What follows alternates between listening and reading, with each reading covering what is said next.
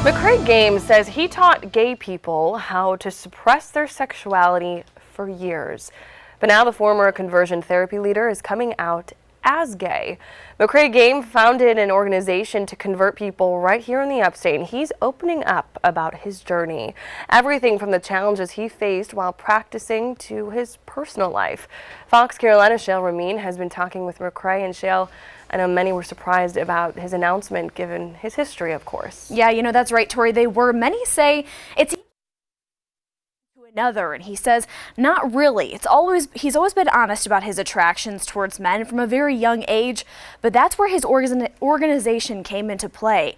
After a while, MCKRAE says he had to stop listening to what others said and asked himself, what do I think? What do I want? And after he outed himself, he says his consistent anxiety is gone.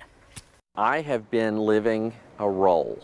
I have been living for everybody else except me, and I'm tired. The phrase "practice what you preach" is something MCKRAE Games says he found hard to do for more than 20 years. I always said that homosexuality never left me, I left it. That's why many were shocked, not only here in the Upstate, but nationally, when this husband and father came out as gay. Just accepting the fact that I am a gay man. I would never say those words for 28 years. The original face and founder of Hope for Wholeness has always been open about his past. The former minister says he grew up in a Southern Baptist family, but always felt an attraction to men. I mean, I was putting my sister's clothes on from 5 to 12 years old habitually until the boys started picking on me, and then I started fantasizing about boys. But MCKRAE says the love for his faith and his identity always felt to be at odds. If I was going to be a follower of Jesus, I had to put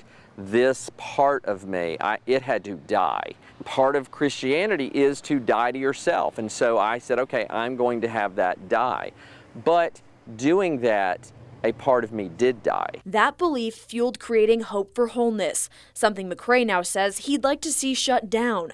On their website, the organization says they don't endorse conversion therapy, but they do believe in helping people, quote, grow into heterosexuality. Suppressing what was so core to me and trying to lead other people to suppress their attractions and be something different than who they really are. That and all the pressures of running an organization was eating me alive. Game and Hope for Wholeness cut ties in 2017, and in recent Facebook posts, he apologizes for his past, saying, quote, I was wrong. Please forgive me. You know, I had a young man say, I'm having flashbacks. I'm in counseling because of the ministry or the counseling I did with you. This particular young man asked me to go into counseling with him and process with his therapist, and I did. The new MCKRAE is someone he says has always been buried below the surface, one that is seeing the light of day and starting a whole new chapter. I'm sorry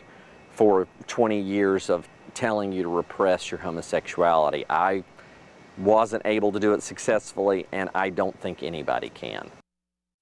Now, MCKRAE says as he was using conversion therapy, he genuinely thought he was helping people. But now looking back, he says he's reaching out to as many people as possible.